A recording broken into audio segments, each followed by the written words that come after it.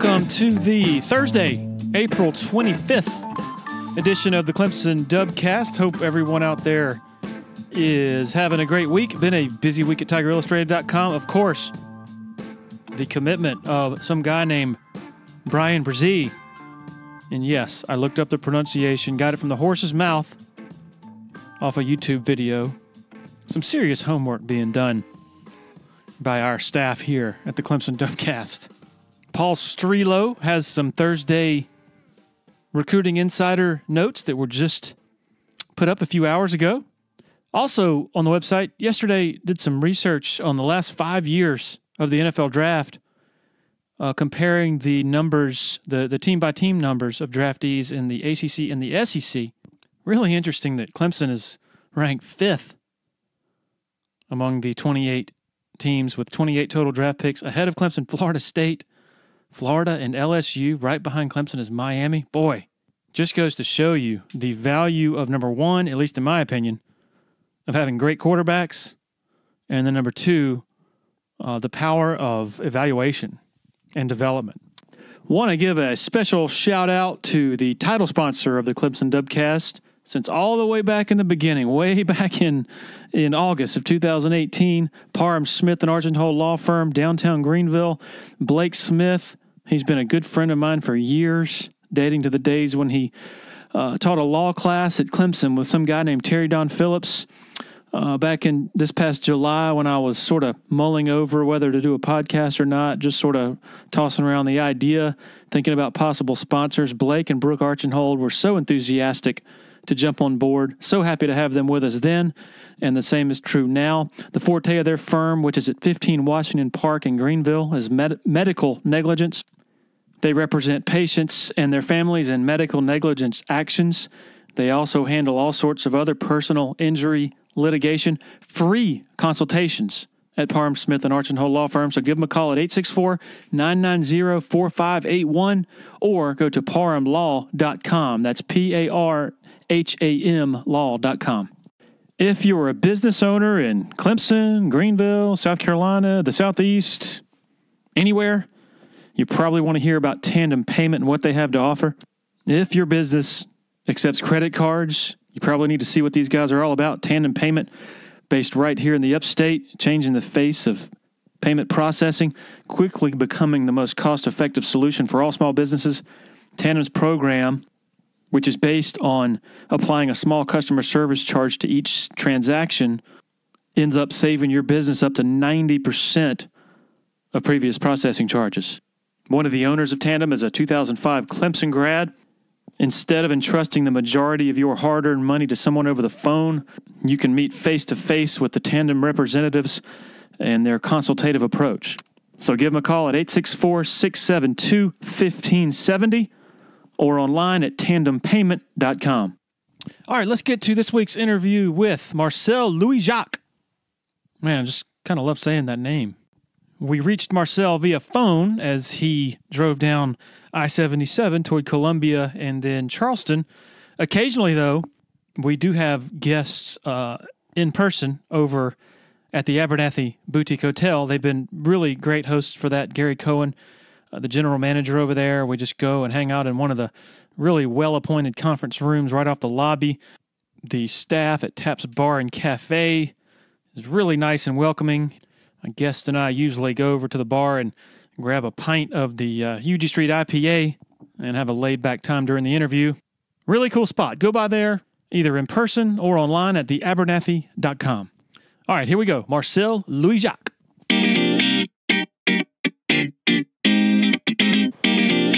All right, here with Marcel. Is it Louis or Louis? Louis-Jacques. Louis-Jacques. I tell people just get as French as possible with it. Well, tell me the history of your heritage. Where did that come from? So my dad's part of the family is from Haiti, and so that's where this is coming from, and that's why it's actually kind of funny. David Tepper, the Panthers owner, when I first met him, I told him my name, and I expected him to try to maybe butcher the pronunciation like most people do. And instead, he just kind of like looks at my name tag and goes, okay, so Louis-Jacques. So which one of your parents is from Haiti? He kind of smiled because I think he saw the surprised look in my face, and I told him, yeah, my dad. But nobody ever guesses that. Everybody just thinks I'm French, and he keeps smiling and he goes, I know expletive. I don't know what the parental guidance rating is on the podcast, but say whatever you want.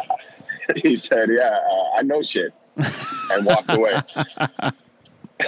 And so that was, but yeah, my dad's side of the family is from Haiti. And when did he or they come over? He came over when he was 12 years old. They moved out to Queens, New York, and 12, 13 brothers and sisters. It's his dad, my grandfather, was in the military, and the story I was told was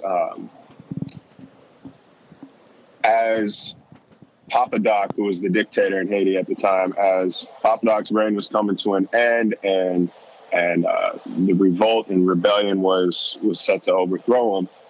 My granddad kind of saw the writing on the wall and slowly started moving the family over to the United States, and until finally he got permission to leave himself, and he gets out just before they, storm the Capitol, kill Papa Doc, and take control back over the country. He just got out just in time, and so that's, from what I'm told, that is the story of how my family got to the United States.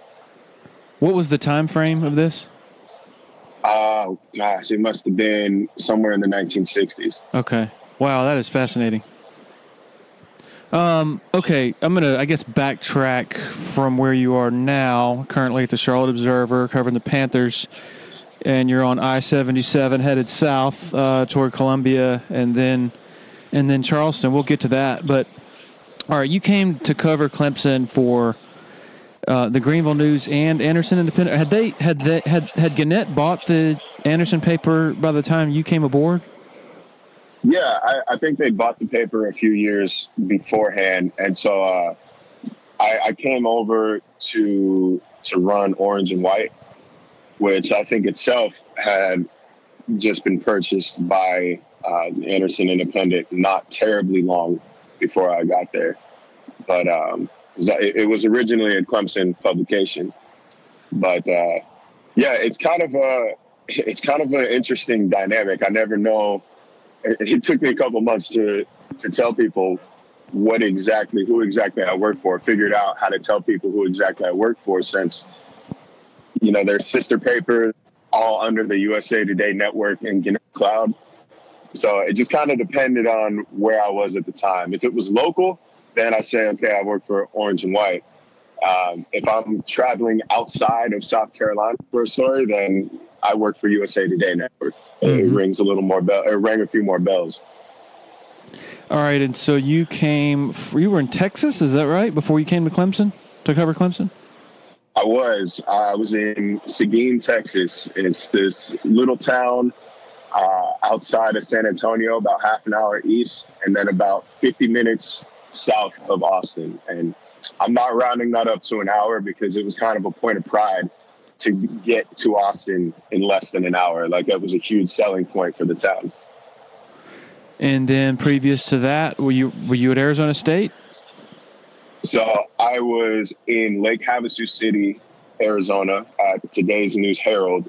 That was my first newspaper job, and it wasn't necessarily in sports. It was a general assignment reporter / copy editor. So I would run kind of a split shift and design pages and read copy at night and go out on report on whatever events are happening around town. Car accidents, balloon festivals, human interest stories, and stuff like that. And that was your first job out of college? That was my first journalism job out of college. I don't put it on my resume, but officially my first job out of college was at Top Golf Riverwalk in Scottsdale, Arizona. As we got closer to graduation, I didn't have any job offers. And my roommate and I don't remember how we heard of it or whose idea it was, but we decided to go to this group interview for the Top Golf that was opening in Scottsdale. We both got a job. And so as we're training I want to say it was June 2014.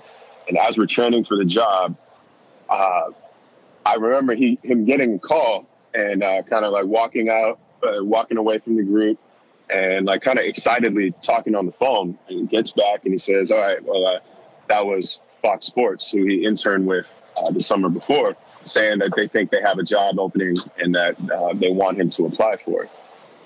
And it ended up working out for him. He got the job and moved out to Los Angeles a few weeks after. And I just remember the day he left, I just kind of sat down on the couch and kind of looked at a wall and was like, okay, so there's my best friend. He's following his career. I've got a lot of friends who have job offers already in the bag, and they're gone. And here I am with a journalism degree working at Top Golf with kids who still need their mom to pick them up after their shift. Like, it was kind of, it was a little harrowing, but I just kind of kept putting one foot in front of the other, I guess. Not to, throw some cliches into the equation, but I just kind of said, whatever happens is going to happen. And I eventually found an old friend of mine found me a job at Yelp doing telephone, I guess, sales. Outbound sales? Mm-hmm. So, 100 phone calls a day of, hi, this is Marcel from Yelp. I'm the account executive in your area, looking to sell, advertising packages. And that was super not for me, man. I am not a salesman. So many of my conversations, when they told me no, I just was like, okay, it's your money. And hang up. Yeah, that's not a great, indifference is not a great quality of a salesman. But eventually, I grew tired of it. It was not healthy either, man. Like, I was starting the day off like 2 cups of coffee in the morning, another one in the afternoon after lunch, and a Red Bull or two around 4 or 5 p.m. Like, my heart was doing the Harlem Shake by the time I sat down on my couch at home at the end of the day. So decided, I need to get back into journalism. I need to find my way somewhere. It doesn't really matter. And but before I hopped on a job site, I had to procrastinate, and I got on Twitter. And one of the first tweets I saw was from my ASU journalism school's career counselor for an opening in Lake Havasu City, which was about 3 hours away from where I was living in Phoenix at the time.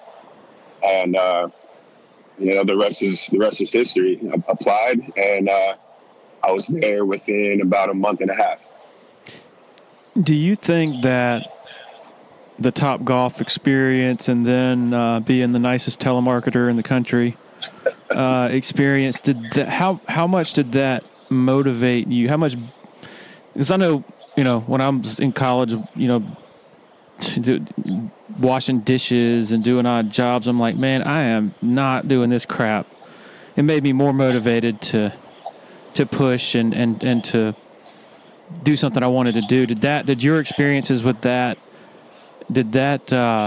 sort of drive you even more? Oh, absolutely.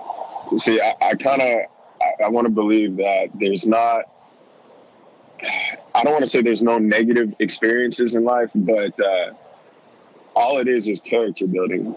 And it's all it was doing is making me realize, okay, like, if I want something, this is how hard I'm going to have to work my way up for it.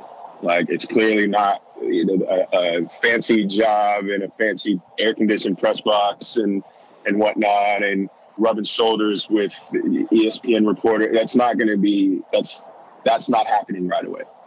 So if this is my ground floor, I don't want to be back here, and I need to crawl my way up. And so, that's why I left Top Golf the last time and said, I'm never doing this again. Like, I'm never going to do this again. I left Yelp and I said, I'm never doing sales again. And it shows you what's on the other side. If you ever get complacent, if you get lazy, or, if you stop striving, what the alternative actually is. How old are you, Marcel? I'm 26. Okay. And so you graduated in what year from Arizona State? 2014. Okay. So in 2013 or 11 or whatever your first year was, going into journalism made a lot less sense than it did, say, in the late 90s when I decided to pursue journalism. What was going through your mind when you made that decision? But just simply because with newspapers struggling and all that, the ladder is a lot less defined, I guess, when you graduate journalism school these days, like as far as where you're headed, where you think you're headed, what your goals are. So what was your thought process when you decided that you were going to pursue that degree, and then thereafter that as a profession? I figured that writing and sports journalism was probably my avenue in high school. Ironically, it was during Spanish class, and either my teacher, I don't even know if he'd remember this, either he didn't have a lesson for the day or just didn't really feel like it for the day. So he threw on an old Lakers Celtics game, split us into two groups, and said, okay, I want everybody to write a recap of this fourth quarter, and choose the best one among your group. That person will read it to the class, and the winning write-up gets no homework for the rest of the week. Coolest teacher ever. Jeez. Oh, yeah. Shout out to Mr. Contreras who listens to this, man. I appreciate that. Like I said, I don't even know if he'd remember this, but it was just such like a fundamental part of my of how my career started. But I won that in a landslide, and realized, okay, like I'm clearly not going to be playing. I'm not going to be playing college ball, which means I'm not going pro in anything. So I figured that this is the next best thing. I clearly can do it. And I was always the guy in my friend group to break some sort of sporting news, because I always had ESPN on. I get the newspaper in the mornings just to read the sports section every day.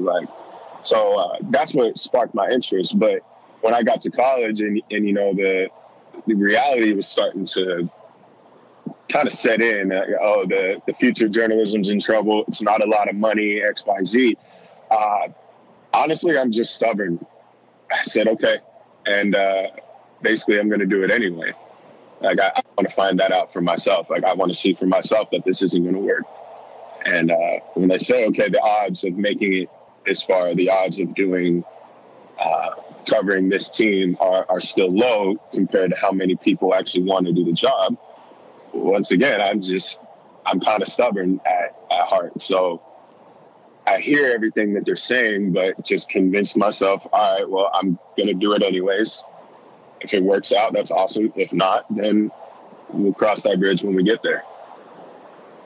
And so what are your professors in communications at a journalism school these days saying? Like, are they saying, okay, hopefully you'll get a newspaper job, your first job out of college, covering high schools or something like that?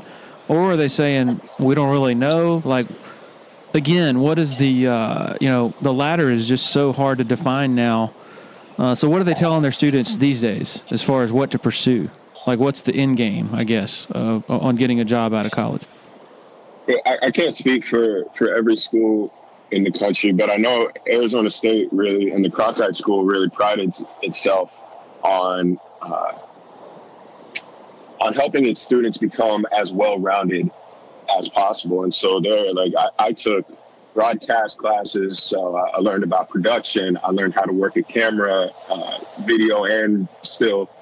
I learned how to video edit. I learned Photoshop.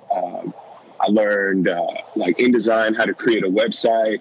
And then I took print classes as well. So they're just making sure, I believe the term is backpack journalism, where one person can basically do anything that's needed in the field. And so that was their goal. They're saying, okay, as this world is changing, it's a little unpredictable right now. So we want to make sure that you have at least a little bit of experience doing everything. And in a media market like Phoenix, where the school was literally a block away from the Arizona Republic, was maybe a 5 to 10 minute walk from the Diamondbacks and the Phoenix Suns as well. It really created a ton of opportunities for kids to kind of dip their foot into whatever pool they had the slightest bit of interest in. And I think that helps on this road to where I'm at now.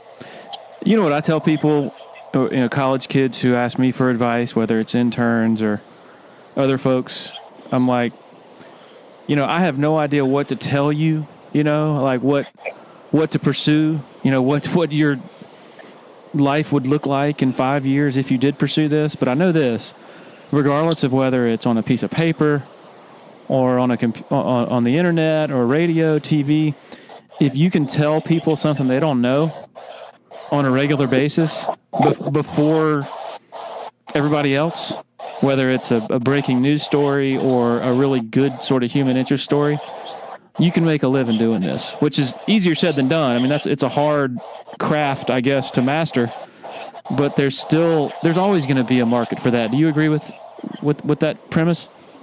Absolutely. I mean, that is what we do. That's our job, is to bridge that gap between what somebody's interested in and them. So if you can, like I said, if you can tell people something that they don't know, then there's always going to be a place for you. And if you can do it fast, then, you're going to grow a much larger audience, but not just fast. If you can do it accurately. I think that Twitter is, when I was in college, that's when Twitter really started to become a medium for journalists to get their stories out. But there was this dilemma between, getting as much information out as possible or getting accurate information out versus just being the first one to put something out there. And so that was something that, as simple as you think it would sound, as it sounds, that was something we really had to learn. And luckily, being in school, we got to see a lot of people, try, succeed, and fail, and get a better idea of how we should go about using Twitter and using social media for this job. Because it's, you see it all the time. You see people just kind of blurt out a story, or blurt out something that maybe they've heard on Twitter, and then it's a wildfire after that. So where were you in high school? I went to Valley Christian Academy in Roseville, California.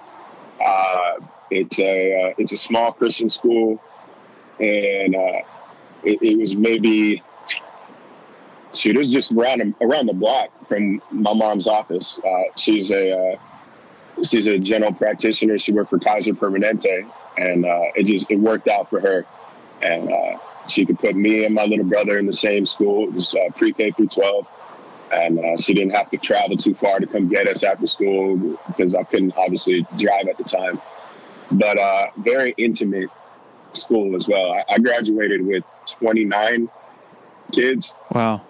And at least like 8 of them, man, I'd never seen before in my life. Like, they were homeschool kids. Our valedictorian was homeschooled. And I don't remember what exactly she said, but I can remember staring at her like, who is this girl? Like, she's talking about memories we've made. And oh my gosh. Man, I was like, I have never seen you before, man. Like, what are you talking about? But, yeah, it was very small, very intimate school. But it's kind of funny, because as small as that school is, and as small as my graduating class is, my class of 2010, we're doing some big things. I'm here at the Observer, and one of my best friends, Ryan Cordell, he plays for the Chicago White Sox right now. He just hit a home run last night. And so, Valley, we're small, but, we're trying, and we're out here, though. Is this Southern California? Northern. It's so Roseville is a suburb of Sacramento. Oh, okay. Okay, so you get to Clemson, or the Clemson area, covering Clemson in what year? I believe that was 2017. Okay. Yeah. So they're coming off the national championship. This must seem like a totally different planet almost compared to most of the places you've been. What was your notion of the area when you got here, your notion of Dabo Swinney, the football program, all that? It was, it was a little bit of a culture shock, but I've been so nomadic over the course of my career that I just kind of accept the fact that, okay, I'm not going to be used to, everything's going to be different for me. Like I'm going to be uncomfortable. And so the pace and the lifestyle and the people and personalities, that didn't really catch me as off guard as the job itself did. Because, in Havasu, I was the only sports reporter in town, period. So I never went to a single press conference. I'd never done a group interview. Basically, every interview, every coach, every player was at my own pace because I'm the guy. In Texas, I went to one press conference, and it was at I think a state semifinal volleyball match. And most of my interviews were done with one of the radio guys in town. So it's a quote unquote group interview, but really it's just two of us. And then I get to Clemson for that first day, the first day I went to fall camp. And like one of the first people I met was David Hale, who works for ESPN. And it's just like, man, going from, kind of shooting the shit with the coach, with the radio guy to, okay, now I've got to, compete with ESPN. And then, it was this huge group of reporters. And I'm not sure if I even said a word that first day. Like, I was still kind of in shock. And then before I know it, Dabo looks up at me and is like, hey, you're new. Where are you from? And I had to snap out of it. And I almost told him where I was literally from. Like, Marcel, I'm from Sacramento, California. I'm a big Sacramento Kings fan. Like, give him my whole life story. Before I realized, no, he's asking your outlet, you idiot. Just say orange and white and shut up. But I always felt like Dabo was he was pretty fun to listen to because he's a guy. I mean, he'll have his moment, or he'll have his days where he's intent on getting a point or getting a message across, but normally he's really I found him to be really conversational, and anytime he talks, I mean, you can get like 2 or 3 stories out of it. Because he'll just talk until Tim or Ross says, okay, it's time to go. Well, that experience you had in Texas, that had to have been so valuable to a young reporter trying to find his way, because so often, like with interns and such, and on a beat that draws so many people as Clemson's does, you could get away with just sitting there and never asking anything. And I always tell my interns, okay, you've been around for a couple of months now. I want you to ask a question. I want you to participate, in the process. And so you having to drive an interview, and to carry a conversation with a coach or whoever, that is so valuable for a young reporter, is it not? Oh, absolutely is. And because sometimes, if you want to talk to the quarterback throws for 350 yards, but he's a quiet kid. You can't really get away with, you can't just walk out of that interview with his 2-word answers. Like, you have to find a way to make them talk, and you have to find a way to carry that conversation. And ultimately, journalism is journalism anywhere you go. It's the same concept, whether you're talking to, a 4A running back or you're talking to Christian McCaffrey. Like, you can, you're still just asking questions and learning about their experience and their point of view. So as long as you get comfortable with the basics, once you get over a bigger stage, then you start to realize, okay, this is the same thing I was doing back in Texas or back in Lake Havasu. It's the same fundamental, it's the same fundamental process, and you kind of revert back to what you practice and what you've been used to.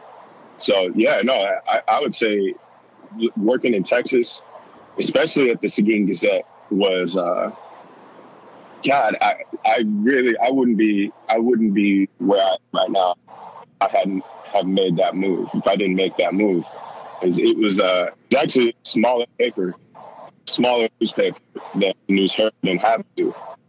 But in Havasu, I appreciate them giving me a shot and everything, but it was a lot of just kind of like immersion therapy, like go out into the world and figure the job out. There wasn't a lot of feedback on my writing, not a lot of feedback on my reporting, whether it was good or bad. It was just kind of, and I appreciated that because I don't need to be micromanaged, but I got to a point where I don't think I was being challenged, and I didn't think I was necessarily learning anything anymore. And I started applying for more jobs, and one in Brazosport, Texas, did not reply back to me, but they did forward my resume to the Seguin Gazette, which basically emailed me and said, hey, if you want to move to Texas, we want you. And they had 4 high schools to cover versus the one I covered in Lake Havasu. It was Texas and not middle of nowhere, Arizona. So people are, Friday Night Lights is my favorite show. So people care more, I thought. And figured, all right, it's new. Let me go check it out. And sure enough, people treated high school football and high school sports like it was the professional league every single time. And especially in football, man, I remember covering a basketball game, and Seguin High School's team was, they were jockeying for a division or a district championship, I think, with a few games left in the season. And I remember a parent pulled me aside as I'm leaving the gym and asked me what I thought the football team was going to look like. I think they just started winter workouts. It was like, hey, how's the football team looking? We lost a lot of seniors. They're going to be all right come fall? I was like, I'm sure they are, man. But you know that, like, they could win their first district title in like a decade, right? Yeah, I know. But this is Seguin, Texas. This is a football town, da-da-da-da-da. And so, I mean, it really taught me to cover things like it's a professional sport out there. And I think that also prepared me for bigger stages like Clemson and like the Panthers. On your time on the Clemson beat, what is the moment or the story that you look back on and are the proudest of? Man, there's a couple that come to mind. The story I wrote about Xavier Kelly, I want to say last March, was really, it meant a lot to me because it was just something I found by chance. I think I followed him on Twitter, and I noticed that he was posting a lot of his own custom or his own original artwork. And I mean, people were getting it, athletes were getting it tattooed on them. He was making like digital copies of real photographs. And so I reached out to Tim Beret to ask if he's interested in talking about it. And I sat down with him and eventually put the story out. And I felt like it was one of those that really shows these guys as human beings with talents outside of the football field. Because in football, you got shoulder pads and you got a helmet on. And so it's really easy to forget that there is a human underneath all that protective gear. And that story meant a whole lot. And I'm so happy that he was willing to talk about it and he was willing to discuss all of that because he was great. He was great throughout the whole process. So you get the opportunity in Charlotte. Was it a no-brainer to go to the Charlotte Observer to cover the Panthers? Yeah, and funny story. This is first time I've actually said this in public, but I did not want to leave the Clemson beat. I loved covering Clemson. I loved living where I was.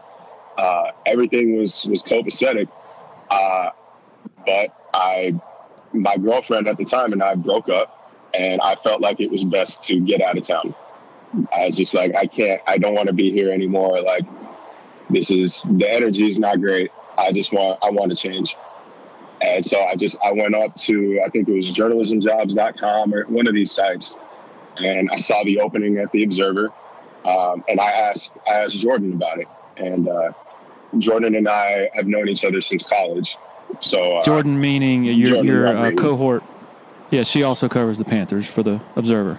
Yes. Yeah. So I reached out to Jordan about it, and she encouraged me to apply. And it was a relatively quick process. I think I interviewed with them a few times over the course of the month, and they called to offer me the job either the night or the 2 nights before Clemson played at Georgia Tech this year. And it was basically a no-brainer, man. It's beyond the change that I felt I needed. I mean, this was an opportunity that does not come around very often, and it's incredibly difficult to get there. And I know some super talented writers and reporters that haven't been able to get out of the small, local paper, or not local paper, but small town paper market. And I just felt like if I was blessed enough to receive this opportunity, there was no way on God's holy earth I could turn it down. The sport is the same, college football, pro football, but it just seems so different. The work of an NFL beat writer compared to the work and the rhythms, the weekly rhythms, the calendar of the year, what you're focusing on. There's no salary cap that you have to worry about with college football and all that. Is it as dramatic of a difference as it appears on the outside? I would say so. Yeah. Going from high school to college was a little easier than I expected.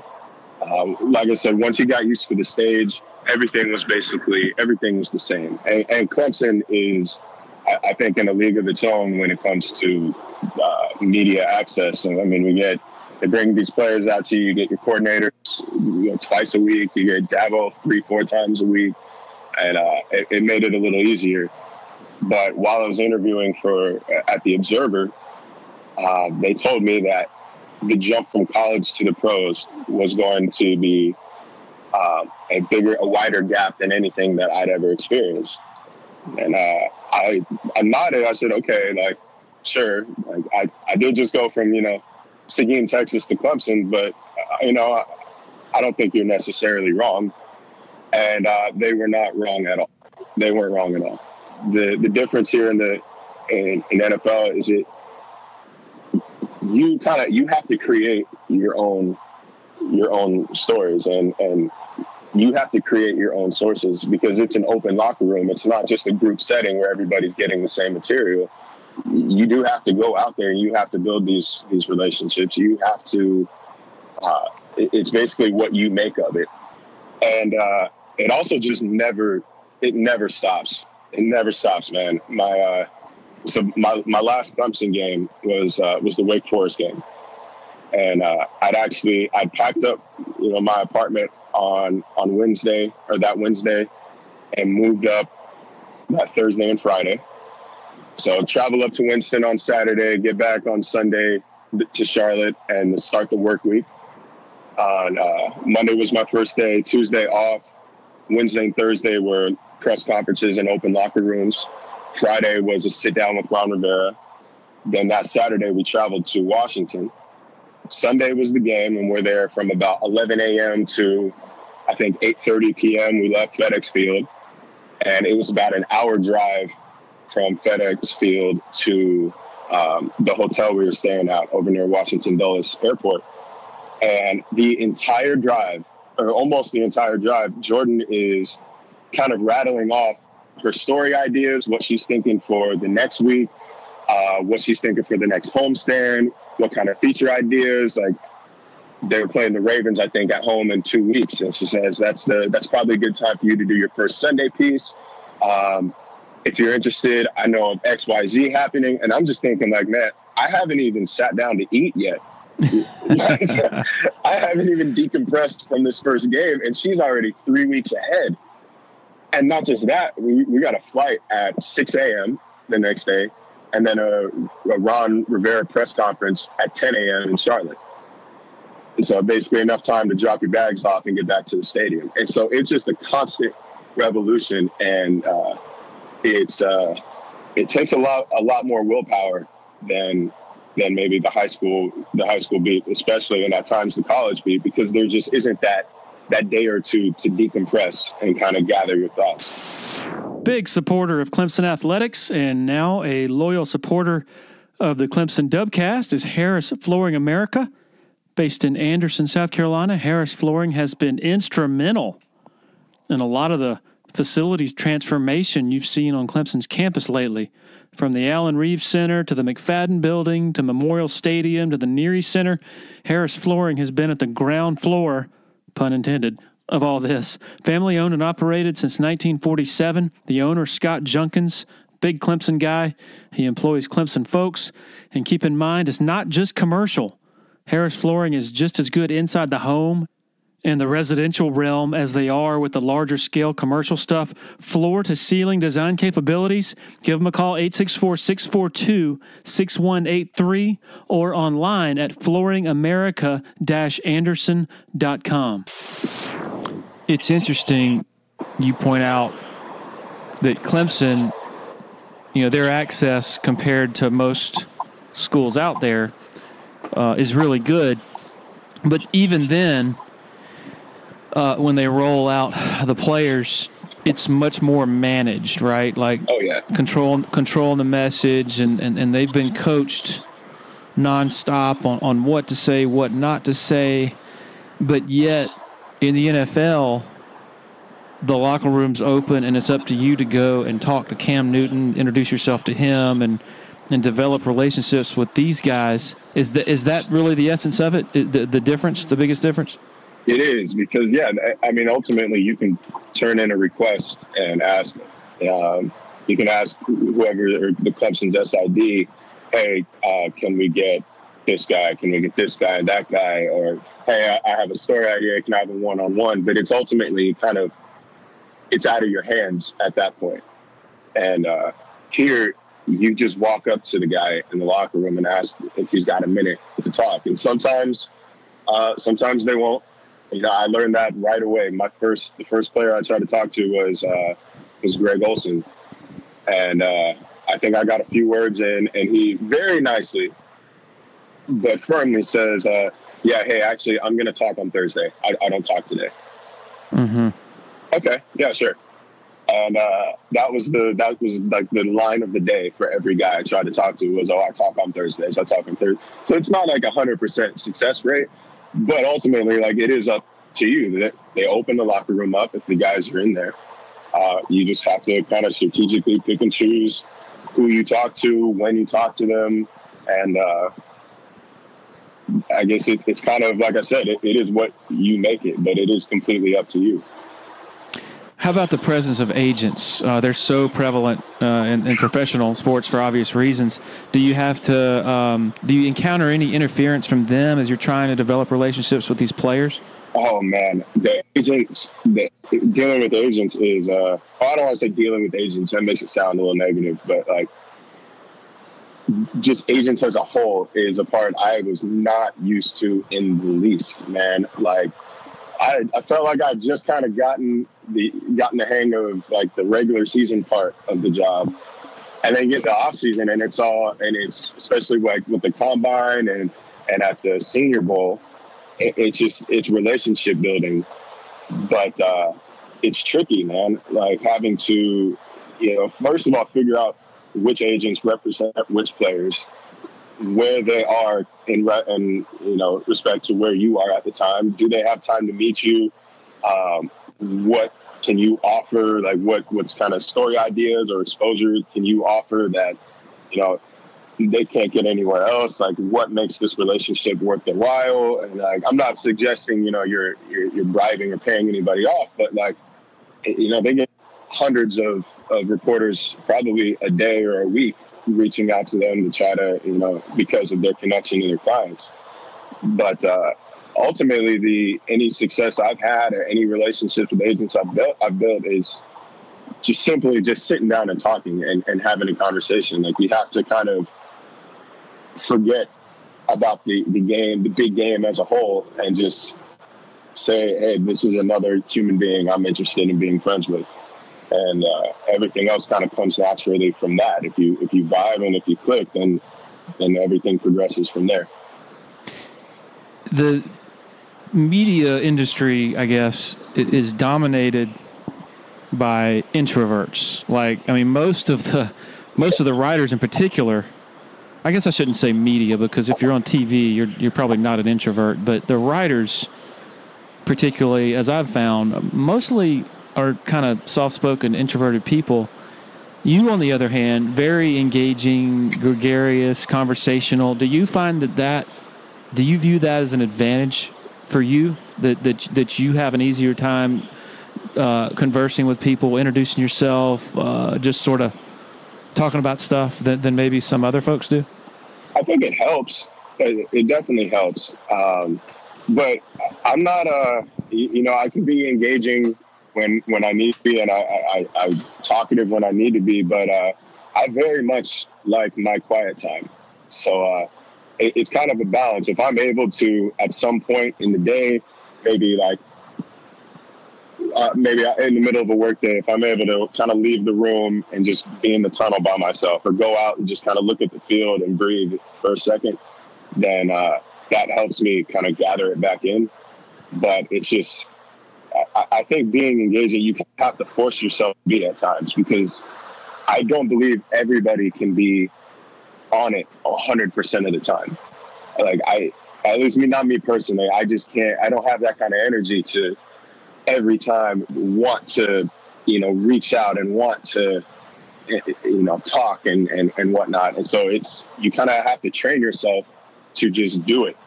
And whatever process it takes, if that means you drink 4 cups of coffee before you get to the locker room, whatever. But, engaging, you're not going to get a lot of stories. You're not going to get a lot of information by keeping to yourself. And I figured that out within the first probably week or two in the locker room. So you have to be engaging, and you have to, say something. You got to talk about something. You've got to know what you're talking about. Because if you're just kind of blurting out whatever thoughts at the top of your head, these guys are smart. They're highly intelligent, and they can poke through the BS when you put it out in front of them. And I've seen it a few times. It's happened to me a couple times where they just, middle of the question, just say, you can't ask me that, or are you really saying that? Or what do you really want to know? So it's a lot of push-pull, man. What's it like dealing with Cam Newton? Does he just have his guard up all the time, or not so much? Yeah, that's within the first 2 questions people ask me about the job. The first is whether I can get them tickets, which had public service announcement. No media member anywhere can get you tickets to anything, like, ever. So please, let's dead that question right now. But the second one is, what is Cam like? And I don't think that in the media, I don't think we'll ever truly know what Cam is like, because he's a guy who has undergone such intense scrutiny and criticism that I feel like he is now permanently guarded when it comes to interactions with the media.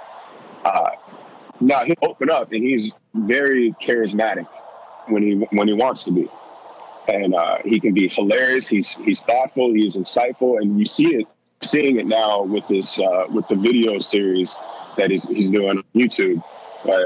It's kind of more of an insight into who he is as a person. But he's not a guy, once you leave the press conference room, he's not exactly having, side conversations with us in the locker room. Because, like I said, I feel like in those first few years of his career and when he was in college and the pay-for-play thing, like, I think that really molded his view of what his relationship with the media needs to be. And I don't really blame him for it either. I don't, he shouldn't be obligated to talk to me about his personal life just because I have a badge on. And so it's, I thought that he was great this year. You hear a lot of stories about how he complains or how cranky he is or whatever. And I didn't really see much, if any, of that this season. Every now and then, if it was just a ludicrous enough question, he would blow it off. But I thought he was very open and contrite. And after any loss or after every win, you couldn't really tell the difference. Toward the end of the season, you could, but most of the time, you couldn't really tell the difference of what happened in the game based on his post-game press conferences. I thought that it was we saw a very mature Cam Newton this year, and it's really not as intimidating as people would think. Although my first question to Cam was, he definitely scoffed at it, and so it wasn't a great start. It was, okay, what happened there? It was so they're playing the Eagles, and I found out that Doug Peterson, who's the Eagles head coach, was actually drafted by the Carolina Panthers in that expansion draft. And so he was technically the first quarterback in Panthers history. So I asked him about that, and it was my first Wednesday. It wasn't my first Wednesday, but it was the first question I'd ever asked him. And he looks at me and he says, "I don't see why that's important." And I was just like, well, it's just like a fun fact, man. And that's what you said? Yeah, I was like, it's just a fun fact. And, I could. and like, mind you, I had just gotten off the phone with Doug Peterson, not 2 hours prior. And he just raved about Charlotte and his time in Charlotte. So he had plenty to say about it. And then Cam says, "Yeah, I don't think that's important." So I tell him it's a fun fact. And he kind of like throttles back. He's like, "You know what? Like, I don't think that's what he's thinking about right now, but I shouldn't attack you for that. Like, that's a really interesting fact. No, I didn't know that." And then moved on. It's like, so basically your question was just like, did you know this? Yeah, it was like, did you know that? Which, yeah. It's a yes or no question, which I really try to steer away from. But I figured it would be, he was in a good enough mood that he would elaborate a little further. Did not. Lesson learned. Okay. It's sometimes these things hit, sometimes they don't. Well, do you know that is much better than Cam, Doug Peterson, first quarterback drafted by the Panthers. Talk about that. Yeah, oh God. Oh my God.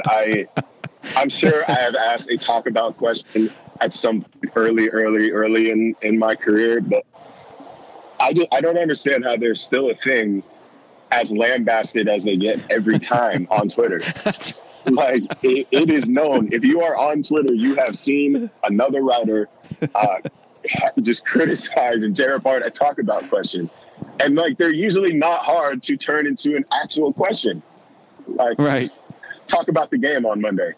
Instead of that, just say, what are your thoughts about how the game went on Monday? Like, it's not, we are wordsmiths. Like, we should be better than that. That's just, it's lazy.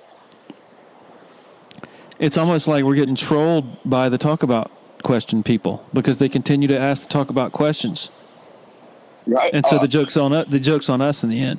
Oh man, who was it? My favorite response is I want to say it was David Price with the Red Sox when somebody asked him to talk about something and he just says no. It was either him or Chris Sale. It was somebody with the Red Sox, though, I'm pretty sure. He just looks and goes, no. What I love too is when an athlete or a coach or whoever, when it's not an actual question, and so a reporter says, boy, great game by Travis Etienne. And then yeah. And it's just awkward silence. You're right. So I guess, so the locker room's open, of course, and with most players, they're open to you walking up and having a one-on-one conversation. It's pretty much understood that Cam, you're only going to get him in the press conference setting up on the podium, and that's it. Just don't approach me. Is that pretty much the way it is? Yeah, it's pretty understood. I've seen him just kind of walk and breeze straight by somebody if they try to ask him a question, or just kind of like wave his hand and say like, no, I'm not talking about that. It was usually like shoulder related. So, I kind of understood if he wanted to, play it close to the vest. But I mean, we also do get 20 whatever minute session with him every Wednesday, and we get him automatically after every game. So, I understand him not being approachable in the locker room, and I don't think that's something unique to Cam Newton. I think that is pretty par for the course as far as quarterbacks go across the league. Teams per the PFWA an agreement get to designate 2 players to speak once a week, and one is the quarterback, and I believe the other in Carolina is Luke Kuechly. So, technically when these, I only talk on Thursdays, it's technically, that's not in the rule book, but I mean, what are you going to pin somebody down and make them talk to you? So it's, that's usually how it works. And especially with Cam, yeah, you're not getting anything out of him in the locker room. I would imagine that another stark contrast between the two beats is the professionalism and lack thereof of the media corps that cover that cover the Panthers and Tigers. At Clemson, there are some who you wonder what they're doing, like for their day jobs. They're wearing orange. They're asking for Dabo's to autograph memorabilia for their family members for Christmas gifts. I mean, you almost think they're getting a media pass because it's a free season ticket they don't have to pay for. Is it just a total 180 going and being in the Panthers media room compared to Clemson's? Oh God, yeah. Oh my goodness, yeah. I can promise you, there's no token reporter rocking a Carolina blue or a Panther blue polo every day, matching Ron Rivera at press conferences and whatnot.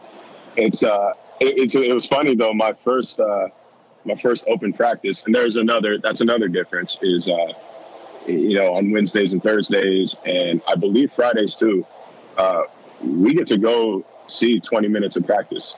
I mean, it's usually stretching and individual position drills, but still, it's a chance to be out there, see who's practicing, who's not. And so you just kind of see things for your own eyes instead of taking information secondhand.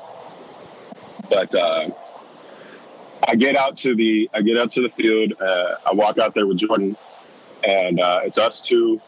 ESPN's guy, Joe Person with The Athletic is out there as well. And maybe 1 or 2 TV reporters are just like filming. I'm looking around and I was like, hey, where's everybody else? And Jordan looks at me and she's like, what are you talking about? This is it. It's like, what? There are maybe, I would probably say 7 TV, print, and digital reporters who are there consistently every day.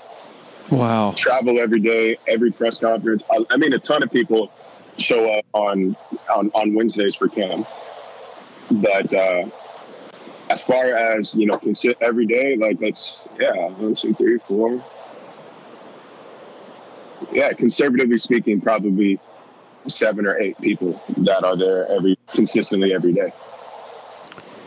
Just for context, for our listeners, I think the first day of spring practice at Clemson a couple of months ago, I want to say I counted 35 people there. I believe that. For media. cannot believe that, man. I mean, you get like 8 people per table during availability days over at Clemson. It is that was what I said. That's why it was such a culture shock. Getting up there, it was just the sheer mass of people on that beat, and it is a complete change. It is a lot. It's a lot more intimate, and I appreciate it, and I like that small. And it's not competitive to the point where you don't trust each other, and you're it's not cutthroat. Like I've asked Joe Person for help, or I've asked him his thoughts. I've asked him about the historical reference. I've asked Steve Reed for help as well. Josh Klein with the Roaring Riot as well. Like everybody kind of like helps each other out. It's not like there are no, ESPN and The Athletic are not, punching it out to get closer to Luke Kuechly every Thursday. Like, The Observer is not, feeding fake tips to the Roaring Riot to try to get them to, run with it. It's really nice. It's really nice to hear. They say, and they, we read the criticism as well. Like we see it. And when people say the Charlotte media is too soft, or the Charlotte media is not intimidating. And from my experience, like 90% of people on that beat are incredibly professional in everything they do, and everybody on there is very talented.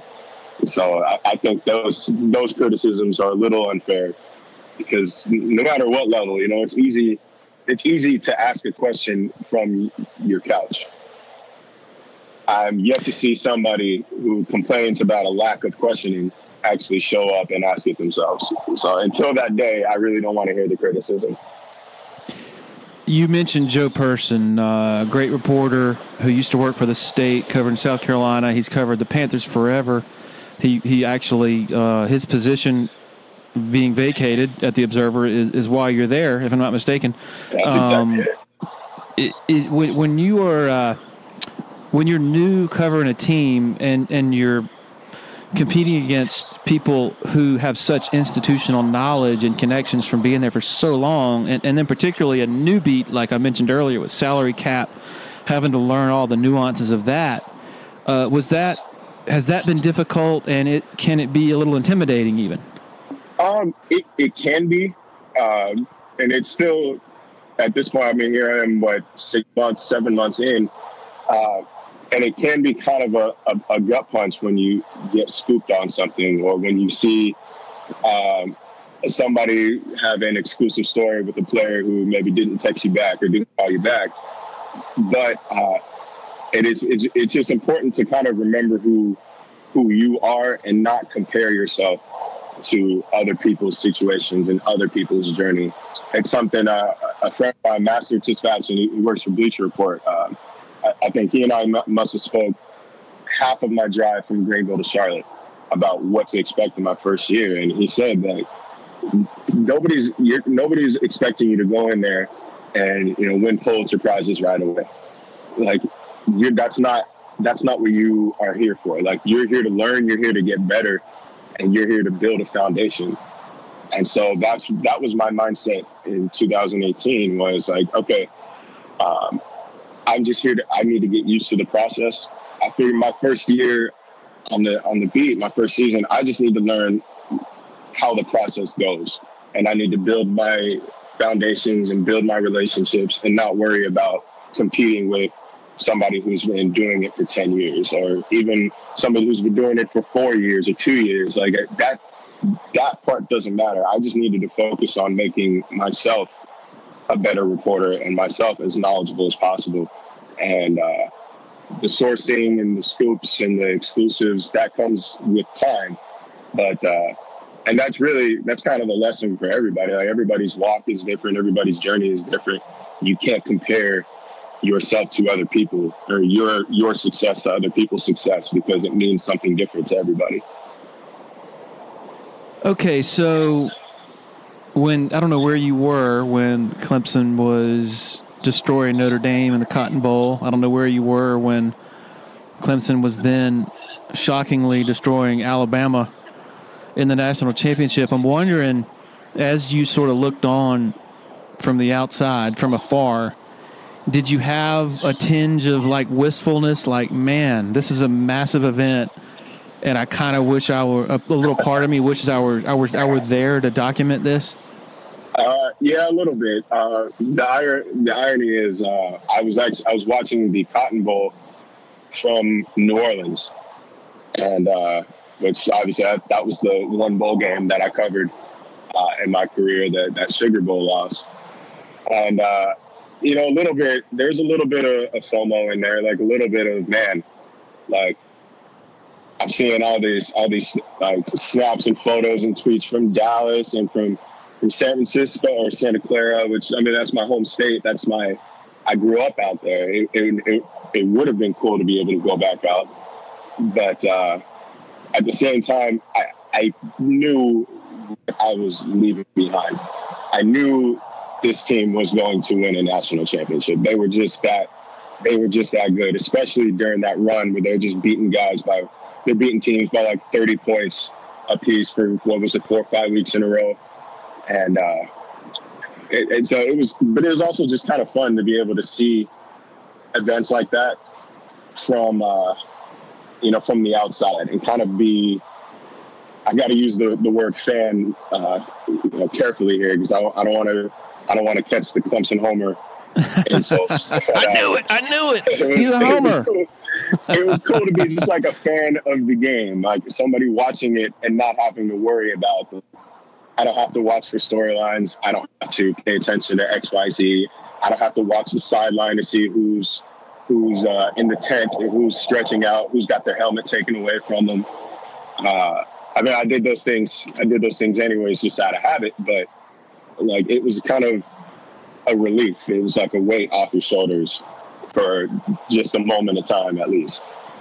It's so funny you say that, because when I see a big event on TV that doesn't involve what I'm covering, like Tiger Woods winning the Masters or another monumental event, I think some writers are like, man, I wish I were there to document that. I'm like, I am glad I'm not there to have to write about that. I'm glad I can sit on my couch and shed a tear for Tiger, and just luxuriate in the moment without having to sort of be analytical and then to sit down and write about it. You feel the same way sometimes? Yeah, like I want to get these jokes off. I want to get these tweets off. I want to crack a beer open and just like put my feet up and just relax and, not have to worry about turning it into work and making it, I don't want to say not fun anymore, but in taking some of the fun out of it. And I think most of me that wanted to be at the Cotton Bowl or that wanted to be at the national title game was just wanting to experience that with the people on the beat, or see people on the beat that, it's like that you just weather the storm with, that you sit out in front of the weight room in the 100-degree weather during the summer and sweat as they wrap up practice with, that you type away in the press box until 3 a.m. with the, I wanted that experience with people and that camaraderie. But ultimately, when I kind of thought about it, it's like, or, I could just not work. That's also fine. I'm good. Yeah. So you thought Clemson was going to beat Alabama? I did. Okay. I thought they were going to beat Alabama. I thought that, it was basically what everybody had been talking about since they lost in the Sugar Bowl, that Trevor Lawrence would open up that vertical passing game and it would, that's the way to beat Alabama. And I did think that I didn't think he would throw for 350 whatever yards. I didn't think they would win by multiple scores. I thought that he was going to have a freshman moment, which I guess he never really had all year. I stopped watching them as closely after I left, but did Trevor ever have a moment that you could point at and say, yeah, that's a freshman? No, the only hint of that came against Syracuse before he got injured. He just looked kind of shaky a little bit. Yeah. which is natural, given what had happened that week with Kelly Bryant leaving after they moved Trevor to the number one spot. I mean, you could feel sort of the weight on his shoulders. You could feel him feeling that. But he certainly wasn't bad. It certainly didn't qualify as a freshman moment. But then he gets hurt. Maybe that's the moment too, not just stepping out of bounds or like trying to do too much. But sure, yes, great point. That is a great point. Go ahead. Yeah, and I remember that. I do remember that game really, really vividly because I sat there thinking like, this is my last home game, and Clemson's about to get upset by Syracuse again. Like, that's not what I want to remember this by. Like, that's not really fun to write about. That's not going to be an enjoyable last experience on any level. And instead, you just see this great story pop up with Chase Bryce, the freshman coming in cold, and that fourth down throw to T. Higgins was exhilarating to write about, and seeing him come out after the game and deal with the cameras in his face and get all that attention, like that's a cool story to write about. That's a cool story to experience. But I forgot the original question of how we got here. I did too. I think we were talking about you thinking that Clemson was going to beat Alabama, which is interesting. Yeah. The interesting part of that is, and Matt Connolly and I were talking about this in the recent podcast, that leading into the national title game, it was almost unanimous among the people covering Clemson that Alabama was going to win the game. And the lesson there is a great lesson that if you spend all of your time inside one bubble, focusing on one team, you're not only, spending a lot of time writing about what makes that team great, but you're also spending a lot of time maybe magnifying the few flaws that are there. And so my view of it was, man, how is this offensive line that fell apart against Alabama a year before going to hold up enough to protect Trevor? And then how are these defensive backs, mainly safeties, who couldn't cover Texas A&M's slot receivers nor South Carolina's, how are they going to cover Alabama's slot receivers? And so, anyway, it was interesting how, a lot of the national folks were picking Clemson. And you obviously were picking Clemson as well. You were more on the outside looking in. You're able to – it's weird that way how – you're almost able to have a more detached view of it when you are actually literally detached and you're not there every day. Yeah, maybe some of it is kind of like being an involuntary contrarian. Like, you don't want to seem like, okay, I'm only seeing the sunshine and roses of this team that I cover. But yeah, I mean, magnifying the flaws makes a lot of sense because you're around them so often that you almost run out of things to talk about. And so you just kind of always end up circling back to kind of the same issue.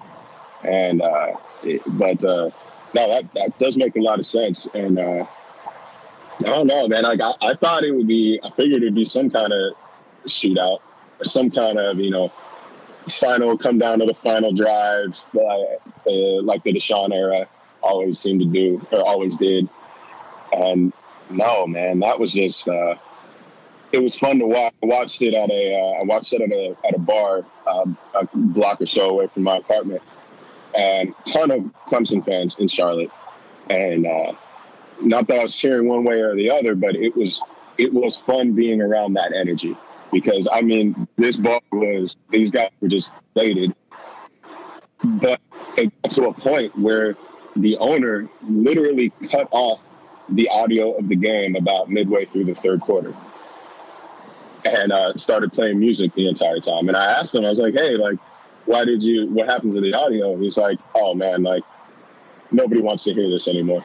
Like, I think it's time to start transitioning into nightlife now. Wow. Last question, Marcel. I think this is January, maybe February. You sent me a picture, texted me a picture of some dude standing beside his scooter talking to you, and he had his hat pulled way down. It wasn't a Clemson hat. I think it was a golf hat. and I could not make out who it was. And I'm like, why is Marcel sending me this? Like, did he accidentally send me this? What's going on? And then I think only after maybe I saw a tweet from you about it a day later did I realize that's freaking Dabo talking to Marcel. So tell me about that conversation. That entire day was hilarious because it was during All-Star weekend, and my friend's boyfriend is a big sneakerhead. I am too, but he's really ingrained in the lifestyle. So first time we had hung out without her, went over to this Jordan pop-up shop downtown, and there's this long line, but I get us in through the media entrance, and he's just like blown away. And I keep trying to tell him, like, it is never this cool to be in the media. Like, I swear, they're just like, All-Star Weekend just hooked it up. Like, I don't know what to tell you, but keep your expectations low. And it's just like a constant day of like access and like exclusive shoes. We ran into LeBron as well as he walked out of there, and he's just like, we're leaving the shop, and he's just like, I can't believe that just happened. I can't believe we just did that. And so we're walking over to doesn't understand how the scooter works. Like, you never take a scooter, something like that. And so there's one in front of us, and like, I was gonna go, do the whole process of how you purchase it. And the woman comes over. She said, "Oh, I think this one's available." I probably do a horrible Kathleen Swinney, but you know the Kathleen Swinney. That's good. That's acceptable. If you've heard Kathleen Swinney speak, you recognize her voice no matter where she is. This one's available. Yeah, that's so like. Hey, Marcel. I was like, hold on a second. I was like, wait, Kathleen. And she's like, huh? And like, I take my hat off and everything. I was like, it's Marcel. Like, I used to be on the Clemson beat. Oh my God, what are you doing here? Da, da, da. How are you? Like, start talking in a little bit, and she's asking about the Jordan pop-up, and I told her that it was a long line and everything, and I was like, man, and I was literally about to say, like, if Dabo was here, I'm sure they'd probably open the floodgates for him, but I'm sure you could probably get in as well if you just tell them who you are. And before I can get the words out, just bumbling around the corner of the building comes Dabo, comes Drew and Will, all on scooters. I was like, if this is not the most Dabo in public moment I've ever seen. And so, just hey man, what are you doing here? Like, what? How you walking Charlotte? I hear you're up here. You doing the Panthers now? Like, the whole I catch up a little bit. Asked me when I left. I told him I left the Wake Forest game. So, okay. So you saw that and you said, okay, I've had enough of this. That's pretty much, man. But so they take off, and I just kind of keep walking, and I look over at my friend's boyfriend. His mouth is like, his jaw's on the floor. He's like, did that just happen? I was like, oh yeah. I mean, like, I used to cover Clemson, so I guess he's we're familiar enough. And he's just like stuttering, and these people on the street told me, so they're like, was that Dabo Swinney? I was like, oh yeah. They're like, and he knows you? So like, I mean, like, I think he knows who I am. I wouldn't say like we know each other. No, like, that's not like my old friend. But like, he just stopped to talk to you. I was like, yeah. She's like, I'm an Alabama fan, and Saban would never. She's like, I think I respect Dabo a little more now. That's cool. Like, yeah, man. I feel like he would probably do that with any Clemson fan in a random city, but with the media, I thought that was pretty cool of him. That's real cool. Okay, you say you're a sneakerhead. Do you have May the 11th circled on your calendar for the re-release of the Air Jordan 4? I do not. I am retiring from my sneaker purchases until further notice because of that All-Star weekend. Although I think it is, when is it in May? I got it's somewhere in my calendar. the Travis Scott ones release. If I can get my hands on a pair of those, then that'll probably be my last pair of the year. But I think I did okay during All-Star Weekend. I got a pair of those, the Infrared 6 releases or re-releases. I got a pair of Homage the Homes or Homage ones that are like, they're split down the middle. Like one of them looks like the band one, the red and black, and then the other is the Chicago colorway. And I got a pair of the Turbo Green re-releases, and then a pair of the Steph Curry 6 Koi Fish colorways as well, which are like, it's the first pair of Under Armour shoes I've ever owned.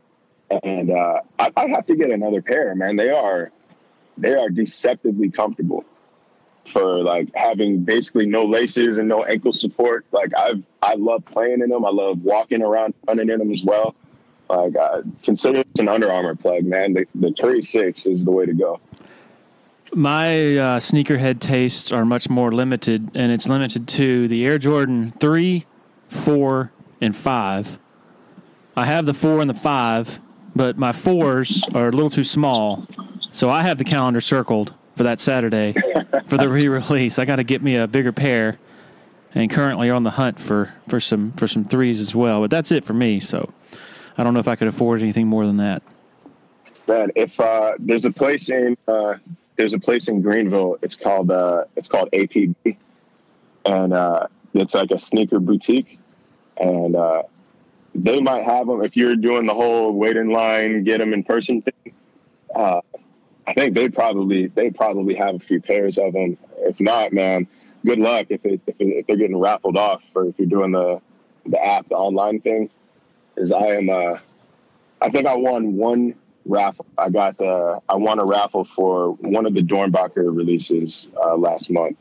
I forget which specific shoe, but I had it set to pay with my Apple Pay account. And it didn't dawn on me until after the card was declined that I forgot to switch my address in my Apple Pay account. Like I changed it with my bank and I didn't change it in Apple Pay. So it didn't match up. And they were just like, yeah, no, you're not going to have these. No. And I was broken. That'll probably, with my luck, that'll be the only raffle I ever win. Wow. What are you doing? You're going down to Charleston for work? Yeah, just for a story to be named later. Gotcha. But yeah, just for a quick trip for the day. I actually just got to town now, and what's it called? I 26. have no idea where I am going. Okay. I'm on Meeting Street. It's I've been for once, and this was not the part of town I went to before. So it's always, I love going new places though. So it's not like I'm not stressing out about it or anything. Charleston is not a good city to drive around in while you're on a podcast. So I'm going to let you go. Man, I appreciate it. And thanks for having me on. Thank you so much. Long time listener, first time, I guess, guest. Can't say caller, huh? Well, yeah, you can say that. Well, I called you. Either way it works. I think it works. It does work. But yeah, man, I appreciate you having me on, man. These things are awesome. Thank you, Marcel. Have fun in Charleston. I appreciate it. All right, boy, an hour and 23 minutes. That conversation flew by. Glad to give Marcel some chatter to pass the time on that boring drive between Columbia and Charleston. So thanks to Marcel. Thanks to our very loyal sponsors, title sponsor, Parham Smith & Arch & Ho Law Firm in downtown Greenville. Also in Greenville, Tandem Payment. And over yonder in Anderson, Harris Flooring America. Also very much appreciate the Abernathy Boutique Hotel for hosting us when we have in-person podcast guests in the Clemson area. Everybody have a great rest of the week and weekend, and we'll be back next week. Stay tuned. Cheers.